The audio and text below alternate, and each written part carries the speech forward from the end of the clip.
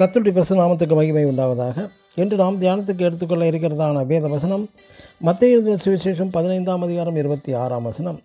பிள்ளைகளின் அப்பத்தை எடுத்து நாய்க்குட்டிகளுக்கு போடுகிறது நல்லதல்ல என்றார். ஆமென். இங்கு ஒரு கானானிய ஸ்திரீ தனது மகனின் விடுதலைக்காக இயேசுவிடம் வேண்டிக் கொள்கிறார். அதற்கு பதில் தரும் விதமாக இயேசு சொன்ன வார்த்தை தான் இந்த வசனம். மற்றும் யூதர்கள் புறஜாதியாரை நாய்களுக்கு சமமாக கருதுகிறார்கள். இங்கு இந்த ஸ்திரீ நாய்க்கு ஒப்பிடப்பட்ட போதிலும் அவள் இன்னும் அதிகமாய் தன்னை தாழ்த்தி நாய்க்குட்டிகள் தங்கள் எஜமான்களில் மேஜையிலிருந்து விழும் துணிக்கைகளை தின்னுமே என்கிறார். அதற்கு இயேசு கானானிய ஸ்திரீக்கு பிரதியுத்தரமாக, ஸ்திரீயே உன் விசுவாசம் பெரிது, நீ விரும்புகிறபடி உனக்காக கடவுது என்கிறார். இந்த புறஜாதிய கானானிய ஸ்திரீ பெண் இயேசு மீது அளவுக்கு அதிகமாக விசுவாசம் வைத்து தாழ்மையுடன் செயல்பட்டார். மற்றொரு உதாரணமாக, நூற்றுக்கு அதிபதி தனது வேலைக்காரனின் சுகம் வேண்டி இயேசுவிடம் வருகிறார். இயேசு கிறிஸ்துவும் அவனது வீட்டிற்கு போக ஆயத்தமாகிறார்.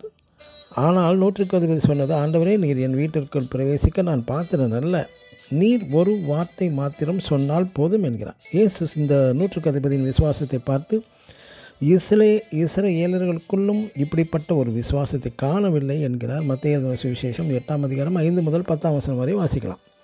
ஆம், எனக்கு அன்பான தேவனுடைய பிள்ளைகளே, கானானிய ஸ்திரீயின் விசுவாசம், தாழ்மை, இவை இரண்டிலுமே ஒன்றாக காணப்படுகிறது. இந்த நூற்றுக்கு அதிபதியின் தாழ்மை, விசுவாசம், இவை இரண்டுமே ஒன்றாக அவனிடம் செயல்பட்டது.